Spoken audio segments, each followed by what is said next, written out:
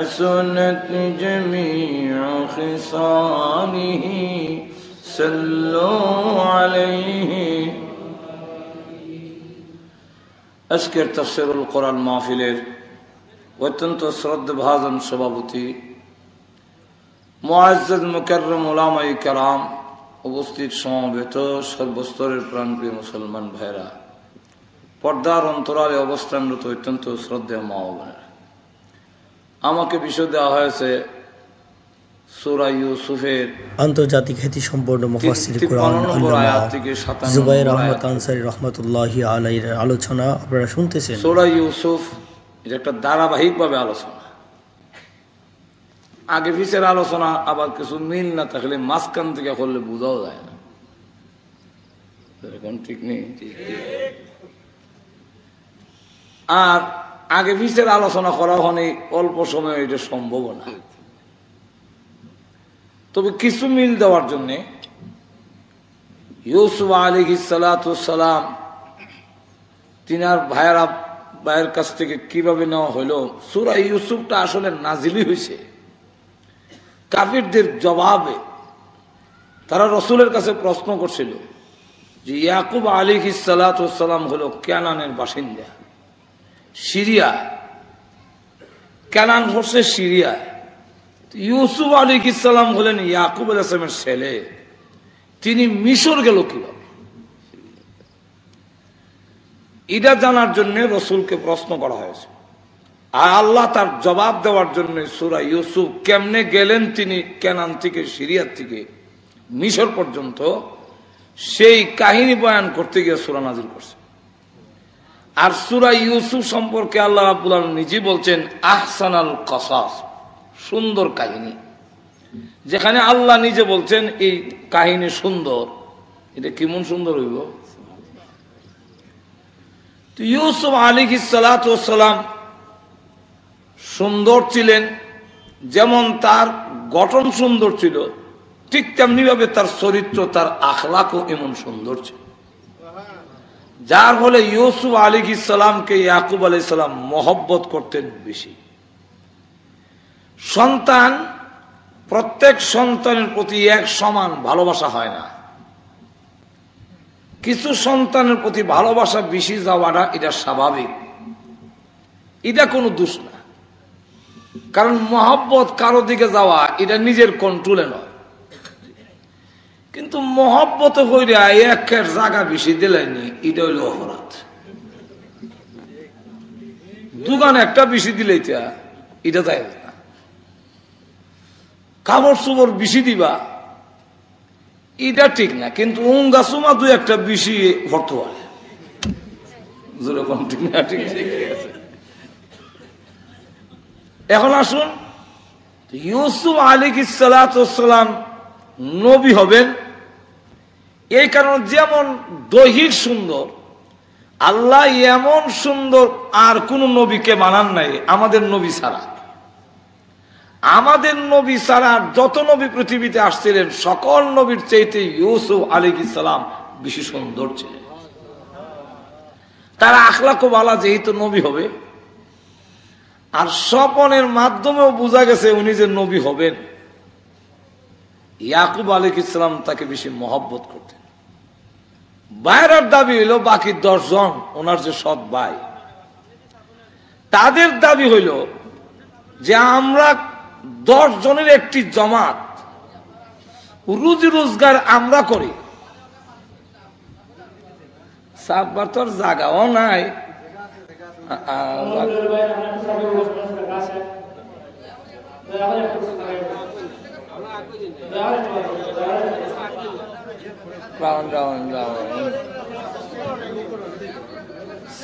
Size কইরা না হইলে আন্তর্জাতিক খালি কইলে এক বইত না, খেলাতে আমরা জায়গা বড় হোক, তাহলে একটু ধাক্কা দিয়া উঠন লাগতো না। যে যেখানে আছেন এখান থেকে একটু ধাক্কা দিলে আদাত যদি আগান, তো সকলের আদাত মিলে কয়েক আত হইব, জোরে কন্টিনিউ, ঠিক না?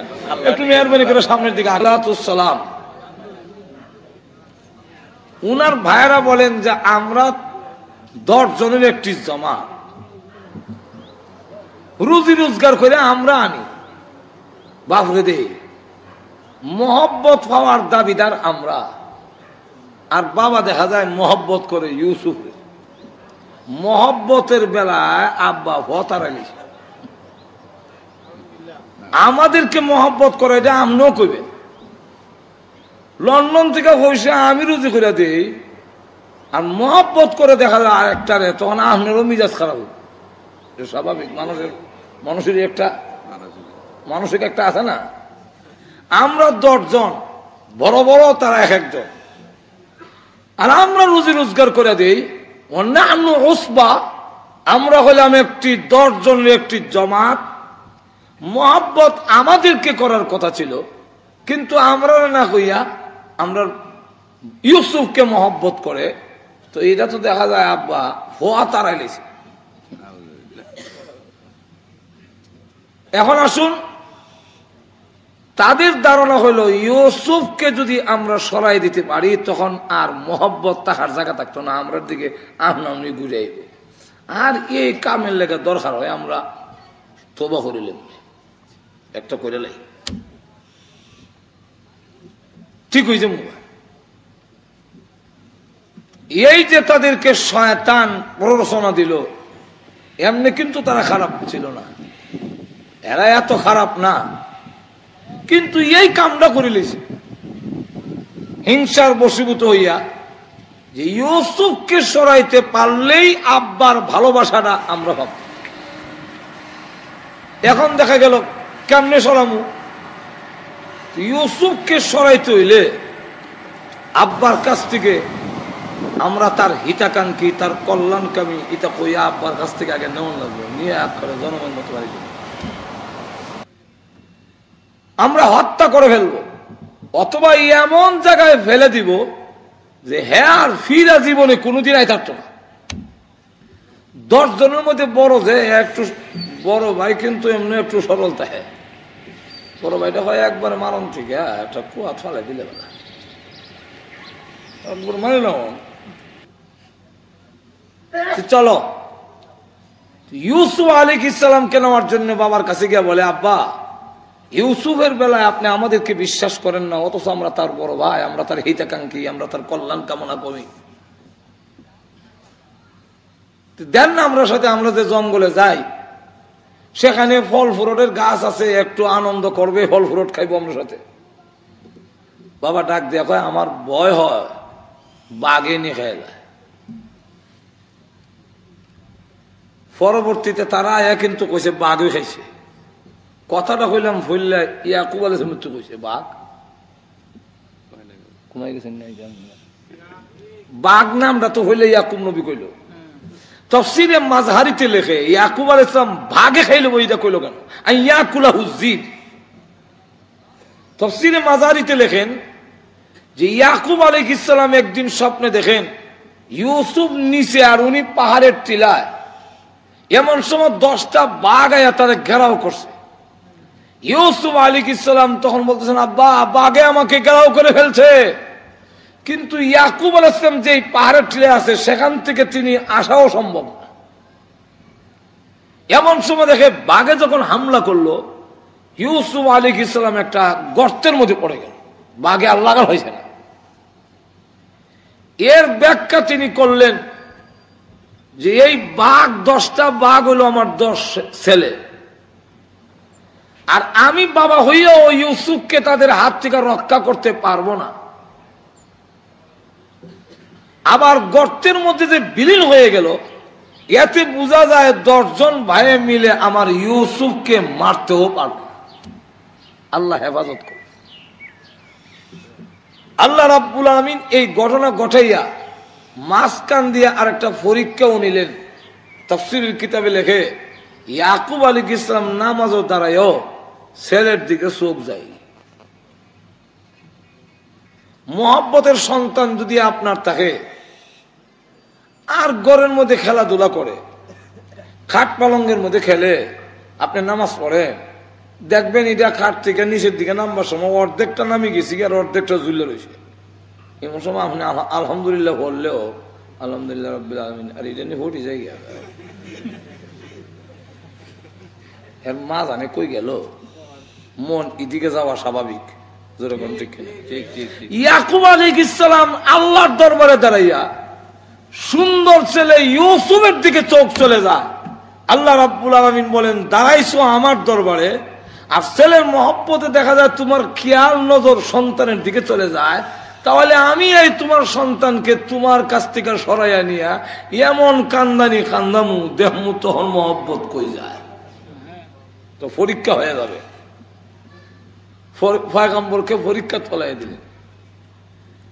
যাই হোক, ইয়াকুব আলাইহিস সালাতু ওয়াস সালাম তিনি তাদের সাথে দিয়া দিলেন শেষ পর্যন্ত।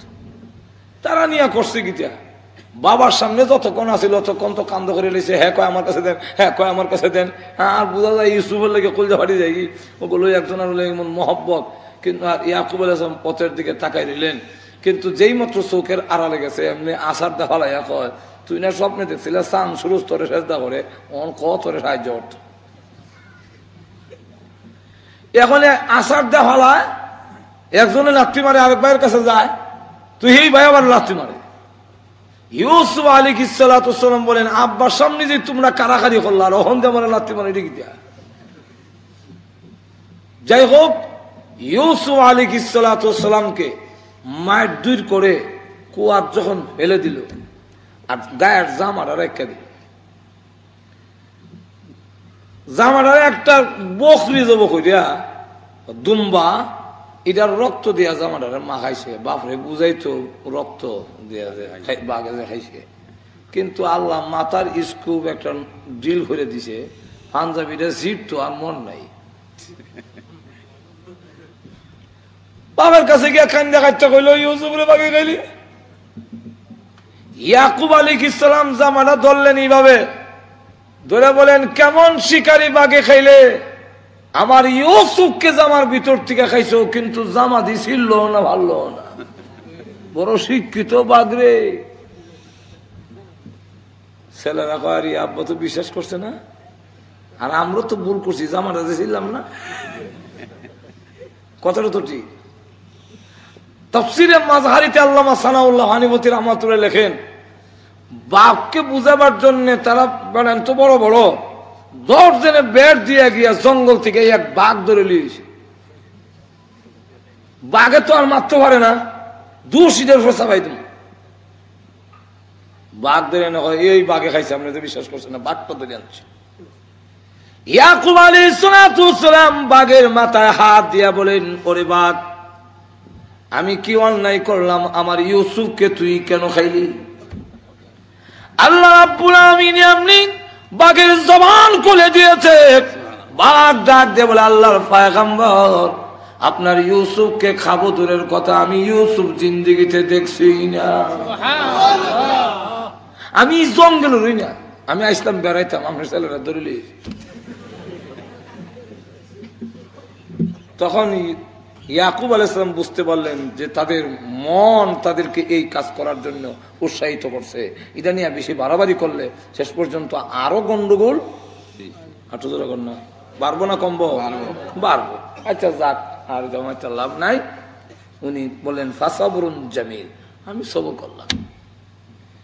ইউসুফ আলাইহিস সালামকে যখন কুয়া ছেড়ে দিল, আল্লাহ ডাক দেবে, ও জিবরাইল, যাও তাড়াতাড়ি ইউসুফ আলাইহিস সালাম এই অন্ধকার কুয়ার নিচে পৌঁছার আগে আগে তোমার নূরের পাখা তার নিচে বিছায় দেয়।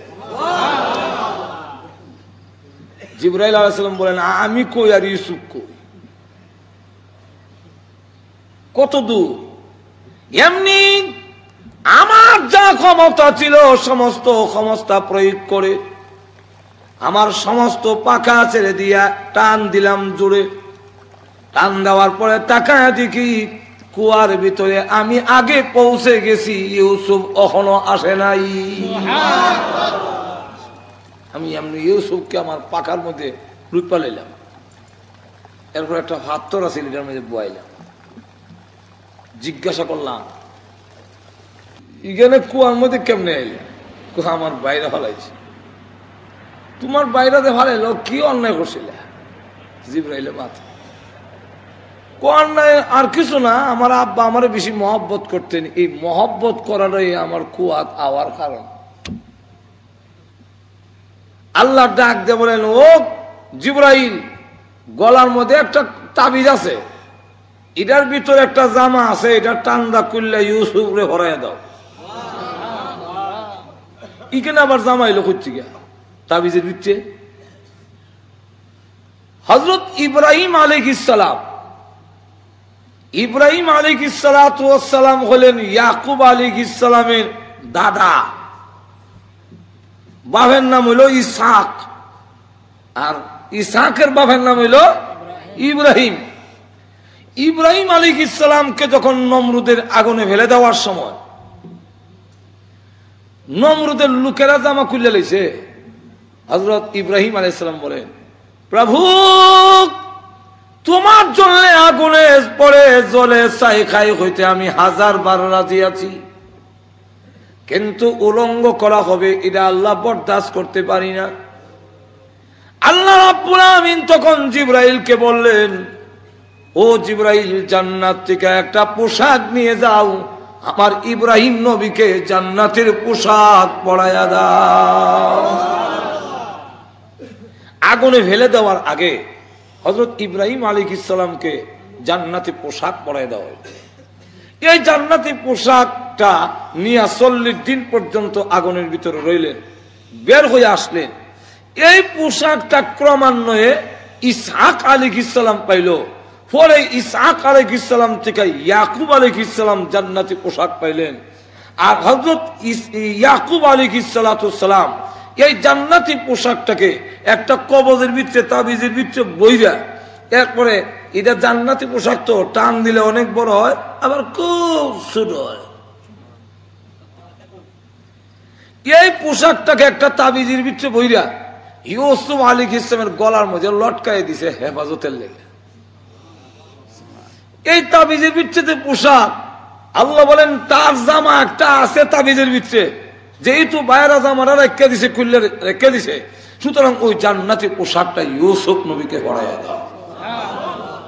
ইউসুফ আলাইহিস সালাতুস সালাম এখন কুয়ার ভিতরে আছেন, আর বড় ভাই ইহুদা, তার না হে কুস খবর রাখে কোন সময় আয়ার হিদিকে এক বণিকরা যাইতেছে রাস্তা দিয়া, তার পানির দরকার, কুস্তে কুস্তে গিয়ে কুয়ার মধ্যে বালতি বাড়াইছে। এমনি আল্লাহ অর্ডার দিল, জিবরাইল এই বালতির মধ্যে ইউসুফ নবীর বয়ে দাও। যেই মাত্র বসাইছে আর এমনি একটা টান দেখা বালতি দিব, বাল লাগে। ওরা যখন দেখে গর্তের কাছে আইতাছে, মুখের কাছে, বোঝা গেল সূর্য গর্তের ভিতর থেকে উঠতেছে। সকলে হয় ইন্না আলিল্লাহ, সূর্য তো আসমান ওঠে, এখন গাতার থেকে উঠতেছে, ব্যবহার কি? যেই মাত্র কাছে আইছে এমনি কয়, একটার নাম হইল বাশির, আরটার নাম হইল বুশরা। ডাক দিয়া কয়, ইয়া বুশরা হাজা গুলাম, এটা হইলো একটা ব্যাখ্যা। আর একটা ব্যাখ্যা হইল, ইয়া বুশরা, হে কি সুসংবাদ, কি আনন্দ দীক্ষা দা, এমন সুন্দর গুলাম জিন্দিগিতে, এমন সুন্দর ছেলে জিন্দিগিতে দেখি নাই, সূর্য সেইটা লাল দেখা যায়। পাইলেছি গুলাম দিয়ে হইলেছি পানি হইতে গিয়া। আর যেই মাত্র ইউসুফ আলাইহিস সালামকে কুয়ার বাইরে উঠাইলে, চেহারার আলো ওনার বাবার বাড়িতে গিয়া বাড়ি লাগছে। এই আলো দেখে বড় ভাই ইহুদা দৌড়তে বাড়িয়া কয়, ওই কই আসো তাড়াতাড়ি। আমি কেমনে কি বলি, ইউসুফ রে কুয়ার থেকে তুলে লেছে। কেমনে বুঝলা? আটকা দেখলাম বাড়ির মধ্যে একটা দিনের জিলহির মতো, আর আলোটা বুঝলাম এটা ইউসুফের চেহারার আলো। হ্যাঁ, তখন উঠাই লিয়া যায়, এমনি দৌড়িয়া গিয়ে তারা কয়, এই ছেলেটা আমরা গোলাম, সে ভাগ্য জায়গা, ভাগ্য যাওয়ানোর অভ্যাস, এটা আমরা। তো ঠিক আছে, তোমরা যদি নিতে চাও নিয়ে যাও, তবে আমরা কিছু টাকা বসে দেওয়া যাবে। 40 টাকার বিনিময়, কেউ বলেন 20 টাকার বিনিময় বাইরা ইউসুফ রেখে দিলি। এই কম পয়সার মধ্যে বেচলো কেন? অত কম পয়সায় গেল, এইখানে একটা কারণ আছে। আগে দেখুন, খালি শুধু বুঝবার লেগে আনতেছে, তো অনেক সময় যাবে। এখন দেখা গেল ইউসুফ আলাইহিস সালাতুস সালামকে এই কম পয়সায় বিক্রি হইল এখানে মাত্র 20 টাকা। বাক্সিন দারাহিমা মাদুদা। মাদুদা শব্দটা আরবিতে তখন সময়ে টাকা পয়সা গণনের 2 পদ্ধতি ছিল। একটার নাম মাদুদা, আরটার নাম মাজুনা, গন্যা দেওয়ন, আরটা হলো মাটপা দেওয়ন। তো 20 পর্যন্ত, কেউ বলেন 40 পর্যন্ত কত, 1 2 3 4 5 6 7 গন্ত, 40-এর উপরে গেলে আর গণাগানি নাই, মাটপা দাও। তো আল্লাহ কোরআনে বলছেন মাদুদা, এতে বোঝা যায় 40-এর উপরে ছিল না, 40-এর নিচে ছিল। এত কম পয়সায় বিক্রি হলো কেন?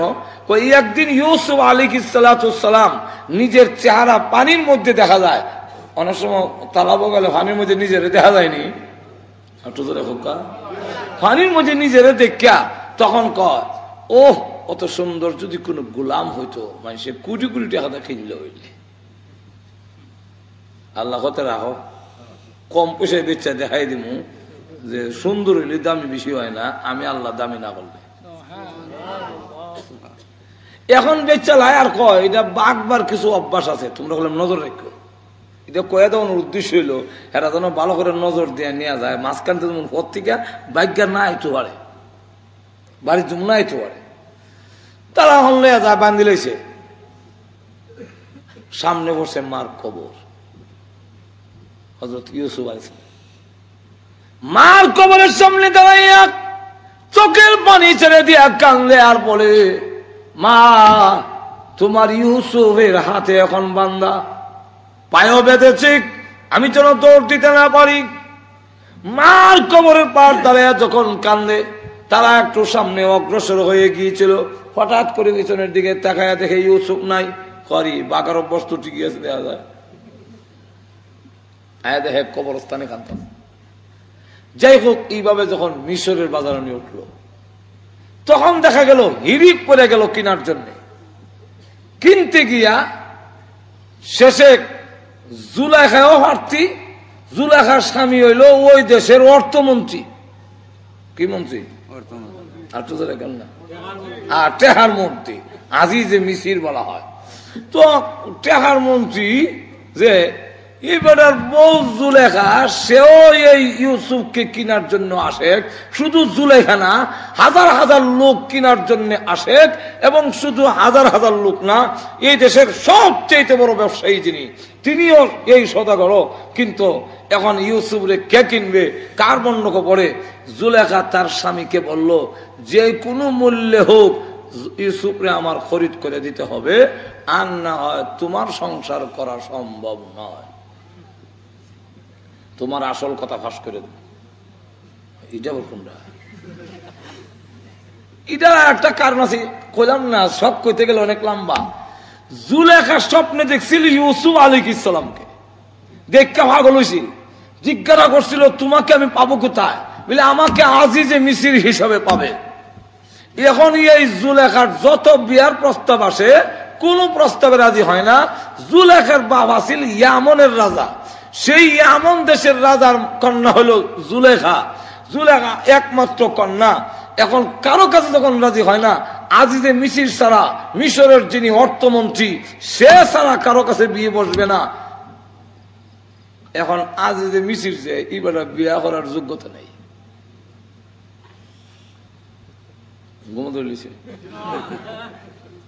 এখন বাদশার কাছে তদানীন্তন সময়তে বাদশাহ ছিল মিশরের, তার নাম হইল রাইয়ান। তার কাছে প্রস্তাব পড়ল ইয়ামনের রাজা যে তোমার অর্থমন্ত্রীর কাছে আমার মেয়ের বিয়া দেব। এখন অর্থমন্ত্রী তো বিয়া করার যোগ্যতা নাই। এখন এই কথা যদি বলতে যাই তাহলে শরম না, এটা তো একটা গোপনীয় জিনিস, আউট হয়ে যাবে। এখন কইল ঠিক আছে, রাজি আছি, বিয়া করামু, কিন্তু আমরা দাম আনলইয়া তোমরা দেশ যেতাম না, যদি তুমি মেয়ে লইয়া আমরা দেশ হইয়া বিয়া দাও রাজি। এর অর্থ হইল কোন বাদশা তার নিজের মেয়েকে আরো জনের বাড়িতে নিয়ে বিয়াতে দিব দিব। এখন তো এইভাবে যদি না দেয়, আর দেয় যদি এইভাবে, তাহলে আমরা পরে কমু, যখন গন্ডগোল লাগবো জামাই বয়ে, তখন আমরা কমু কি দোষ, আমরা তো তোমার বাড়িতে গিয়ে বিয়া করে আইনে দেয়া গেছলা।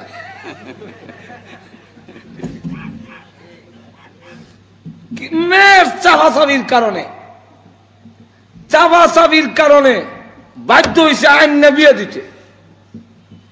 ইয়ামন থেকে মিশর আইসা অর্থমন্ত্রীর কাছে জুলেখাকে বিয়া দিল। বাসর রাত্রিতে যখন আজিজে মিসিরে দেখলো, দেখা কয় তুমি তুমি না, স্বপ্নে যে দেখছিলাম ইদার ওনার স্যার হয় তোমার মিল নাই। যাই হোক, এখন তো বিয়া হয়েছে, চলছে। ওই আজিজ মিছিল রেখো, তুমি আর যদি সবকিছু হাস না করন লাগে আর আমার তাপন লাগে, এই গোলামটা কিনে দাও। এখন পড়ছে মহাবীর বাদশার কাছে গিয়া কইল যে আমার তখন অর্থমন্ত্রী সব এখন আপনি যেভাবে হোক এই গোলামটা কিনে দেন। যেখানে এই দেশের সবচেয়ে বড় শিল্প ইউসুফকে কিনতে গেছে, এখন কেমনে কিনবে? শেষে এখন একটা হয়েছে যে সবচেয়ে বড় রেট কইব তার কাছে ইউসুফকে বিক্রি করা হবে। জুলেখার হক থেকে যেটা লেখা হইল, কে কত কয় এটা কওয়া হয় না, খালি বউটা কইয়া যাইবা বললে আমি অত, অমুক অত, অমুক 5 কোটি, অমুক 10 কোটি, এরপরে সব মিলাইয়া যার অ্যামাউন্টটা বেশি হবে তার কাছে আমরা ইউসুফকে বিক্রি করব। জুলেখা কোনো কোটি না লেখা লেখছে যে সর্বোচ্চ রেট যেটা হবে সেটার থেকে আরো 500 টাকা বেশি। বুঝেন নাই মনে হয়, বুঝছেননি? সর্বোচ্চ রেট যেটা হবে 5 কোটি হোক আর 100 কোটি হোক, সর্বোচ্চ রেট যা হবে এটার থেকে আমি 500 বেশি। এখন যত রেটই হয় শেষ পর্যন্ত জুলেখাই পাইল। ঠিক নেই। এখন জুলেখা দেখে এই ছেলে কুয়াত যখন ফালাইছিল তখন তার বয়স 17, আর যখন জুলেখার গড়ে গেছে তখন 18-19 এরম বয়স হবে, কথা বুঝেন? এখন জুলেখা তার প্রতি আসক্ত হইয়া গড়ের ভিতরে নিয়ে 7টা গেট লাগাইয়া, একটা মূর্তি আছিল, কারণ জুলেখা হইলো এ দেশের লোকের হইলো মূর্তি পূজারী, মূর্তির কাপড় দিয়ে ঘুরছে, কয়টা গুরু খেলে গা, কয়টা আমার মাবুদ, এটার সামনে কেমনে এটা করতাম, গেট লাগাইছে। ইউসুফ আলাইহিস সালাম কেমন কয়, যখন কইছে যে এটার কাপড় দিয়ে ঘুরি লাইছে যেমন না দেখে, ইউসুফ আলাইহিস সালাম কয়, প্রভু জুলেখা তার খুদাকে তার মাহবুদকে কাপড় দিয়া ডাকতে পারে, কিন্তু আমি তো এমন মাহবুদকে বিশ্বাস করি যেই মাহবুদকে পর্দা দিয়া ডাকা সম্ভব নয়। ঠিক নেই, পর্দা দিয়া ডাকা সম্ভব না। এমনি জুলেখা ডাক দিয়া বলে, তুমি কত সুন্দর, আমার জিন্দেগিতে কত চুল দেখলাম কিন্তু তোমার চুলের মতো দেখিনি। আকর্ষণ করে। তা আমরা দেশের প্রেমিকেরা যা কয়, প্রেমিক প্রেমিকারা সব কইতাছে। ইউসুফ আলাইহিস সালাম ডাক দিয়ে বলেন, জুলেখা আমার চুল যতই সুন্দর হোক না কেন, যেদিন মরে যাব কবরে যেদিন রাখা হবে, আমার দেহ থেকে এই সুন্দর চুলগুলো অটোমেটিক ভাবে ঝরে ঝরে পড়ে যাবে। ইউসুফ না দেবে, জুলেখা ডাক ধরে, ইউসুফ জীবনে কত চক্ষু দেখেছি, তোমার মতোই মন মায়াবী চোখ কোনোদিন দেখিনি। ইউসুফ আলাইহিস সালাম বলেন, ও জুলেখা আমার চোখ যতই সুন্দর, কবরে রাখার পরে এই দেহ থেকে চক্ষু একদিন খসে পড়ে যাবে। জুলেখা যত আকর্ষণ করার জন্য চেষ্টা করে, ইউসুফ আলাইহিস সালাম এটা কবরের দিকে, পরকালের দিকে ধাবিত করে। কোন অবস্থায় যখন হয় না, ইউসুফ আলাইহিস সালাম বলেন, এমনি তাকায় দেখে বাবা এই আঙ্গুল কামড় দিয়া ইয়াকুব আলাইহিস সালামের ছবি ইউসুফের সামনে তুলে ধরেছে। বাবা আঙ্গুল কামড় দিয়া যেমন বোঝা যায় বড় চিন্তিত। কেউ বলেন ওয়ালা তাকরাবুজ জিনা, এই আয়াত চোখের সামনে ভেসে উঠেছে। ইউসুফ আলাইহিস সালাম তখন ভাবলেন, আমি কেন বৈশা দোয়া করলে আল্লাহর দরবারে দোয়া কবুল হবে না, গ্যাপটা পূরণ করতে হবে। দরজা পর্যন্ত একটা গ্যাপ আছে না, একটু জোরে কর না। তাই ইউসুফ আলাইহিস সালাম বলেন, প্রভু আমি দৌড় দেই, আমার যুদ্ধর ক্ষমতা আমি শেষ করি, এরপরে তুমি সাহায্য করো। যখন ইউসুফ আলাইহিস সালাম দৌড় দিয়েছেন, জুলেখা ডাক দেয়া কয়, মোল্লারা কিছু ব্যাগ করলো, 7টা গেট লাগাই, দৌড় দিলে কি কাম হবে? কপালটা ভাঙবা, নাকটা ভাঙবা, 2টা কাম হবে না।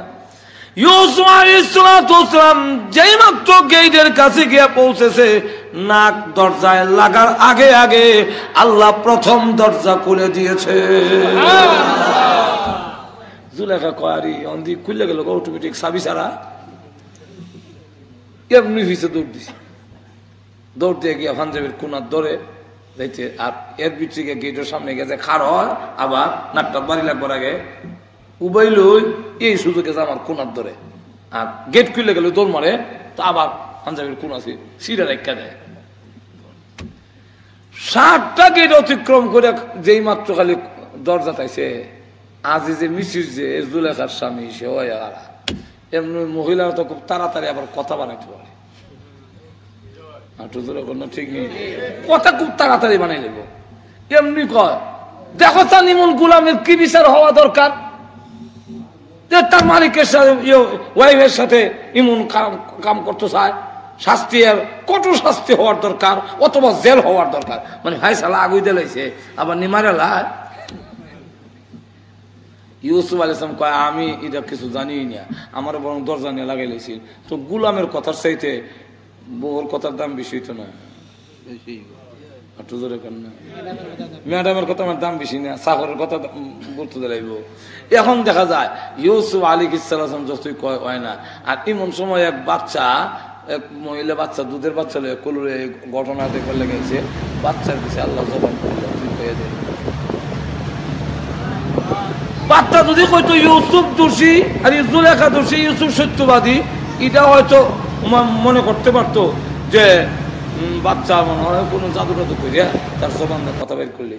বাচ্চা রায় না দিয়া আজিজ মিছিল জজ বানাইয়া, বিচারপতি বানাইয়া বাচ্চা কয়, ও আজিজে মিছিল কে দোষী, এইভাবে না কইয়া তাকায় দেখো পাঞ্জাবিটা আর সামনে দিয়ে ভাড়া না ভিসি দিয়ে ভাড়া।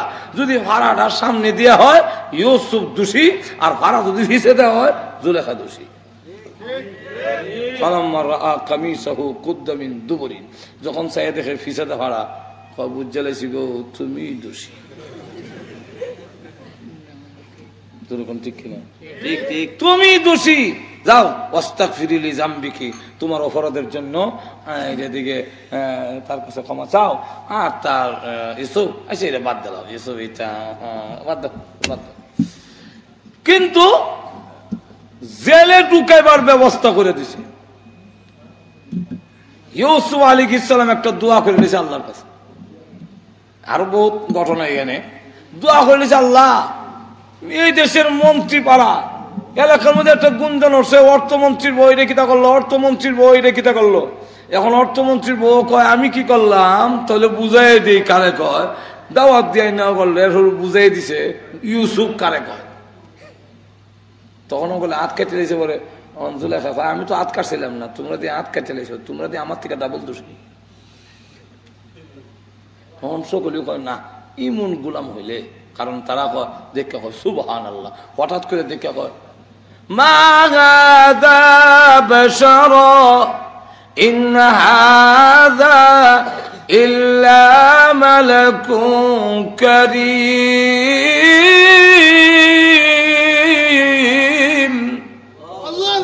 সম্মানিত ফেরেশতা, এই লোক হতে পারে না।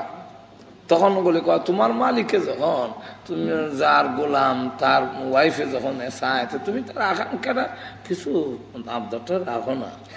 মহিলারাও ক্যাম্বাস করে। তখন ইউসুফ আল্লাহ আমার জেলও যখন ছাড়া আর কোনো উপায় নাই। আল্লাহ জেল যখন তুমি নিজে কইলেছো তো জেলই যাও। জেলের নাম কইলাখানে। ইউসুফ আলাইহিস সালাম জেলে রইলেন 7 বছর 7 মাস 7 দিন নিরপরাধ।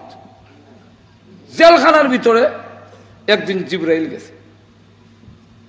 তখন ইউসুফ আলাইহিস সালাম জিজ্ঞাসা করেন, এই জেলের ভিতরে কেন আইলেন আপনি? জিবরাইল, এখানে সব চোর বদমাইশ 2 নম্বর লোক, গান্দাখোর মদখোর সবই কেন, এমন একটা অপবিত্র জেলখানার ভিতরে আপনি জিবরাইল কেন আইলেন? তখন জিবরাইল কয়, যেখানে ইউসুফ নবীর মতো পয়গম্বর এই জেলের ভিতরে এসেছে, এই জেলখানা আর অপবিত্র রইছে না, পবিত্র হইয়া গিয়াছে। বাদশাহ এর পরে স্বপ্ন দেখলো, এক স্বপন 7টা গরু তরু তাজা নীল নদীর থেকে উঠতেছে, পানির থেকে বেরিয়েছে, বিরাট দুধে ভরা, আবার 7টা ফ্যাক থেকে বেরিয়েছে, অদ্ভুত প্রাণী আয়া খাইলি আছে, সব শেষ, ছিঁড়ে ফেরা খাইয়া শেষ। ইটার স্বপন জিগে বেলেগা, এটার বহুত ঘটনা। জেলের ভিতরে তার একটা প্রভাব সৃষ্টি হয়েছে। জেলের ভিতরে যে সিদ্ধান্ত স্বপ্নে দুজনে দেখছিল, উনি যা রায় দিছে সেটার মতোই হয়েছে। এরা গিয়া বাড়িয়া গিয়া কয় বাদশার কাছে, আপনি যে স্বপন দেখছেন এই স্বপনের ব্যাখ্যা জানতে হইলে জেলের ভিতরে যে ইউসুফ আছে ওনার কাছে যেতে হবে। তো ওনার কাছে যাওয়ার পরে গেছি গেছে, উনি যখন কইয়া দিছে বাদশার মোটামুটি মানে মন হতো হয়েছে, তখন কয় উনারে বের করে আনো। উনি বললেন বের করে আমি এইভাবে আসবো না, আমি আগে নির্দোষী এই কথা ঘোষণা দিতে হবে, আর না হয় জেল থেকে বের হব না। আমরা যদি দুর্নীতি মামলায় জেল নিয়ে আড়াইয়া দেয়, আমার দুর্নীতি নাই কিন্তু ইয়ার পরে যদি জেলের ভিতরে না ঢুকাইয়া দেয়, আর এর পরে আমার আমনে বেরিয়ে জানিয়া জান লাইন মারি, তো আর নির্দোষী না দোষী এটা বাড়িবার অর্ডারটাতে দিছে, একটা দৌড় দিলাম বলে যেরকম ঠিক না ঠিক না। আল্লাহর রসুল প্রশংসা করে কয় 7 বছর 7 মাস 7 দিন জেল খাটার পরে যে লোকটার অর্ডার হইলো তুমি জেল থেকে বের হয়ে চলে আসো, তুমি মুক্ত, তোমাকে মুক্তি দেওয়া হলো, কিন্তু ইউসুফ আলাইহিস সালাম কয় আমি বের হব না যতক্ষণ পর্যন্ত আমি নির্দোষী এই কথা ঘোষণা দেওয়া না হবে। রসুল বলেন আমি হইলে দৌড়তে বেরিয়ে গেলাম বলে। আসলে রসুল বাড়ি তো না, কিন্তু রসুল বুঝাইতে চায় যে আমি হইলে বাইরে যেতাম। ইউসুফ নবী তো ইয়ার পরও কয় নির্দোষী না হইয়া আমি বের হব না। এখন কেন ও এখন আমার আয়াতে আসে যেখানে দিছে, কথা বুঝছেন, আয়াত যেখানে দিছে 53 নম্বর আয়াত, ওই 53 নম্বর আয়াতের মধ্যে এতক্ষণে আসেন। 53 নম্বর আয়াতের মধ্যে গড় আগে এই 52 নম্বর আয়াতে বলেন ذلك ليعلم أني لم أخنه بالغيب। কেন আমি এই কথা জানায় দেওয়ার জন্য আজিজে মিসরকে, যে আমি যারা জায়গা দিলাম আর আমার করে খাইয়া আমার করে দেখা অত বড় বিশ্বাসঘাতকতা ছেলেরা করলো, যে আমার স্ত্রীর ইজ্জত নষ্ট করলো বা আমার স্ত্রীর সাথে ভালোবাসা স্থাপন করলো, এটা বড় একটা অকৃতজ্ঞর কথা, জোরে কণ্ঠে ঠিক না। আমি আজিজ মিসরকে জেল থেকে বের হয়ে এই কথা জানাই দিতে চাই, এই কথাটা জানাই দেওয়ার জন্য, প্রকাশ করার জন্য যে তার অনুপস্থিতিতে আমি তার সাথে কোনো খেয়ানত করি নাই। আরো জোরে কন যালিকা লিয়ালামা আন্নী লাম আখুনহু বিল গায়ব। আখুনহু বিল গায়ব দিয়া হইল আখুনহু, হু দিয়া হইল আজিজে মিসর, কথা বুঝছেন। লাম আখুনহু বিল গায়ব, তার অনুপস্থিতিতে তার গায়বে অবস্থায় আমি তার স্ত্রীর সাথে কোনো খেয়ানত করি নাই। আর যারা খেয়ানত করে এরা কখনোই সঠিক পথ পায় না, হেদায়েত পায় না, সে পথভ্রষ্ট হয়, সে ধ্বংস হয়। আর কোন কোন তাফসীরকারকরা বলেন যালিকা লিয়ালামা আন্নী লাম আখুনহু বিল গায়ব। এখানে লাম আখুনহু বিল গায়ব দিয়া ইউসুফ নয়, জুলেখা। জুলেখা তার অপরাধ স্বীকার করে, আমি অপরাধ করেছি, আমি অন্যায় করেছি, ঠিক, আমি ইউসুফের প্রতি আসক্ত হয়েছিলাম। আসক্ত হওয়ার মতো যুবক ছেলে ছিল, এমন সুন্দর হইলে মানুষের স্বভাব, মানুষের মজ্জাগত একটা জিনিস আল্লাহ দিয়েছেন, আকর্ষণ হওয়াটা, সুন্দর হইলে ওই দিকে আকর্ষণ যায়। আমি তার প্রতি আসক্ত ছিলাম, এটা ঠিক। এই কথা স্বীকার করে আজিজ মিসরকে জানাইয়া দিতে চাই, ও আজিজ মিসর, আমি শুধু একটু ভালোবাসাই করেছিলাম, কিন্তু এর চাইতে আর কোন জঘন্য কাজে আমি লিপ্ত হই নাই। আসক্ত হয়েছিলাম, আসক্ত হওয়ার মতো যুবক ছেলে ছিল, এমন সুন্দর হইলে মানুষের স্বভাব, মানুষের মজ্জাগত একটা জিনিস আল্লাহ দিয়েছেন, আকর্ষণ হওয়াটা, সুন্দর হইলে ওই দিকে আকর্ষণ যায়।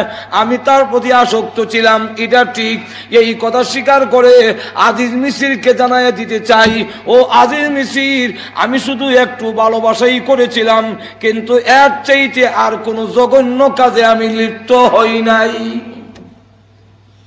কথা বুঝছেন? ইয়ার পরে বলেন তাফসীরকাররা বলেন যে এখান থেকে ওই 57 নম্বর আয়াত, ওয়ামা উবাররিউ নাফসি ইন্নান নাফসা লাআম্মারাতুম বিসসু ইল্লা মান রাহিমা রাব্বি। হযরত ইউসুফ আলাইহিস সালাম বলেন যে আমি কথা জানায় দেওয়ার জন্য যে আমি ইউসুফ আলাইহিস সালাতু সালাম, আমি আজিজ মিসির আমার যে মালিক, আমার যিনি ছিলেন বস, তার স্ত্রীর সাথে আমি কোনো খারাপ খেয়ানত করি নাই, তার বড় খাইয়া বিশ্বাসঘাতকতা আমি করি নাই। এই কথাটা প্রকাশ করার জন্যে উনি যে হর ধরে বললেন, এটার মধ্যে আবার কিছু অহংকারের কিছু বোঝা যাইতে পারে। এই কথাটার জবাব দেওয়ার জন্য বলেন ওয়ামা উবাররিউ নাফসি, আমি নিজেকে একবারে পবিত্র মনে করি না। কেন? ইন্নান নাফসা লাআম্মারাতুম বিসসু, এটা নিজের শুরু মনে করবার লাগে যে মানুষের ভিতরে, প্রত্যেকটা মানুষের ভিতরে এই চাহিদা আল্লাহ রাব্বুল আলামিনের দেওয়া, হোক সে আলেম, হোক সে পীর সাহেব, ফিরো যদি হয় তারও ওই দিকে আকর্ষণ, এটা আল্লাহর দেওয়া। কোন পীর সাহেব যদি বলে মুরিদ নিয়ে আমার সামনে আইলে ওই দিকে আমার ধ্যান খেয়াল যায় না, যদি কয় তাহলে বুঝবা যে এটা হয়তো বাটফার,